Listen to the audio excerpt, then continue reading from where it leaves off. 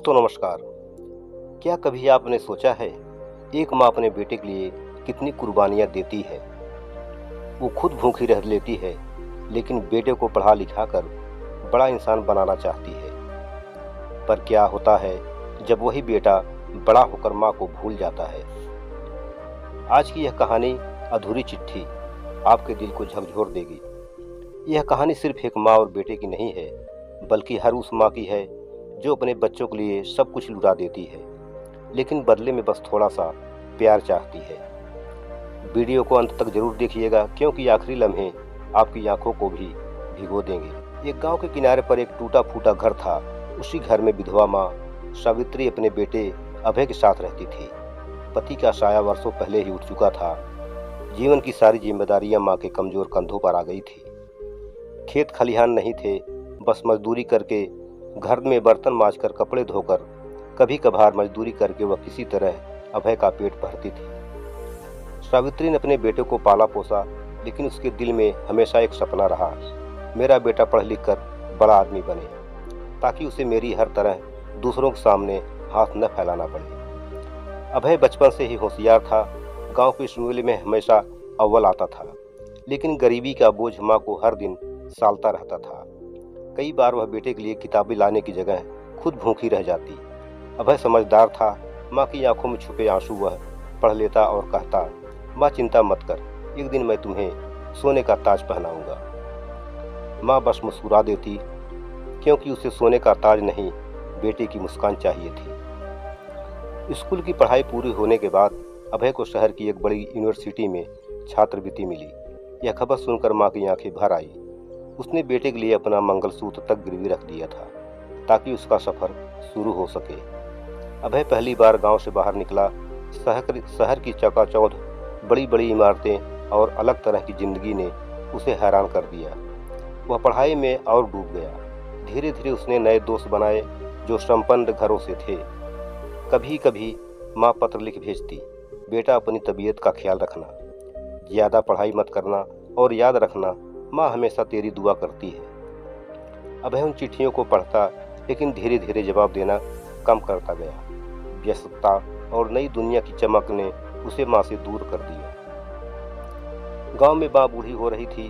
शरीर अब पहले जैसा ताकतवर नहीं रहा। आंखें धुंधली हो गई थी, हाथ कांपने लगे थे। लेकिन माँ रोज मंदिर जाकर भगवान से एक ही प्रार्थना करती, हे भगवान, मेरे बेटे को हमेशा खुश रखना, उसके रास्ते आसान करना। यह बेटे को याद करती, उसकी पुरानी किताबें सहलाती और उसकी पुरानी कमीज तक सीने से लगाकर रो लेती। पड़ोस की औरतें कहती, बहन तेरा बेटा बड़ा आदमी बन गया है, अब वह तुझे शहर ले जाकर आराम से रखेगा। माँ बस चुप मुस्कुरा देती। लेकिन हकीकत यह थी कि अभय कई महीनों से घर का हाल पूछने भी नहीं आया था।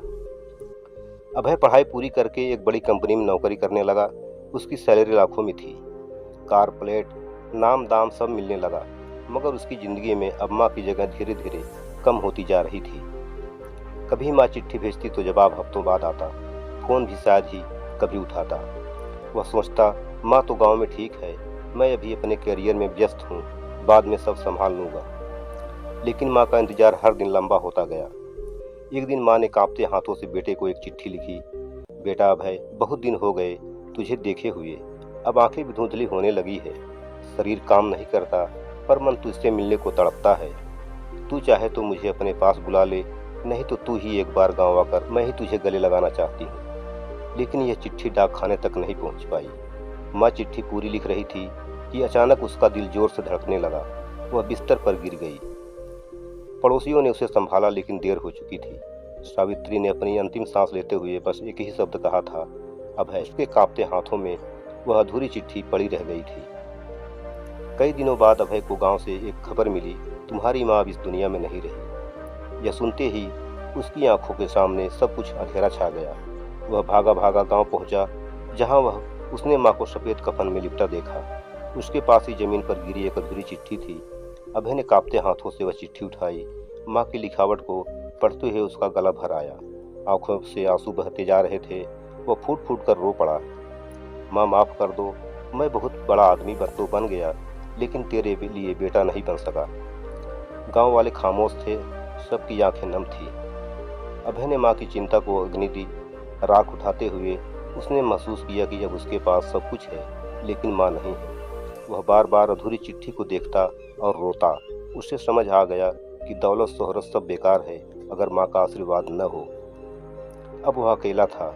माँ की एक झलक, उसका एक स्पर्श, उसकी एक डांट तक को वह तरस गया, लेकिन समय बीत चुका था। दोस्तों, यह कहानी हमें सिखाती है कि माँ बाप की ममता का कोई मोल नहीं। सफलता की दौड़ में हम अक्सर उनके प्यार को नजरअंदाज कर देते हैं, लेकिन जब होश आता है तब तक बहुत देर हो चुकी होती है। माँ बाप हमें पल पल याद करते हैं।